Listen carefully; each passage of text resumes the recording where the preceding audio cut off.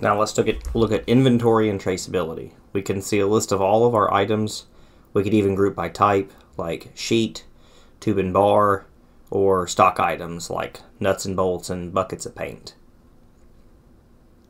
We can drill down into a particular item, and we can see things like all the jobs in which that item has been used, the purchase orders where we got the item, even where that item is used in assemblies. We can look at the individual sheets or batches that we have in stock.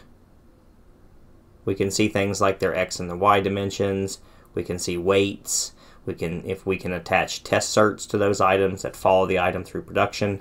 We can even see the shape if it's a remnant. We store a history of all the movements. Anytime that item is used, we store a record of how it was used, when it was used, where it was used, and who used it. So you have full traceability. Now let's look at programming. We can view a list of the work order parts, the parts that came from jobs. We can sort them by things like due dates, materials, thickness, so on and so forth. I'll grab a bunch of parts, even though they're from different work orders, but they share the same material and thickness. Again, we will automate the process of nesting and applying toolpath to all the parts.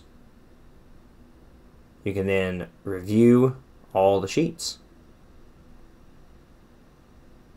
and post the program. Here we're going to have 4 unique layouts, so we'll post 4 programs.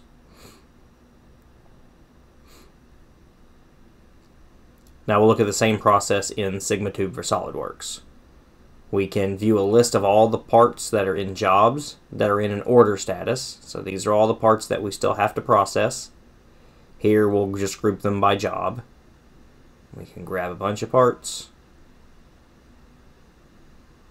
and we'll load them into the SolidWorks workspace.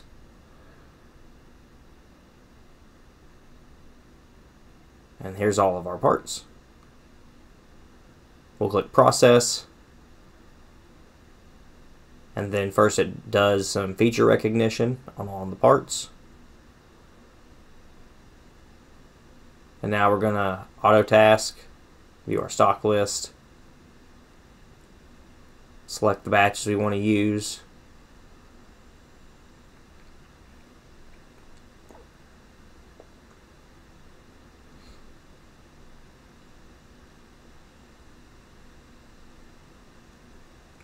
and now we'll generate the toolpath for those parts. And now we'll nest them.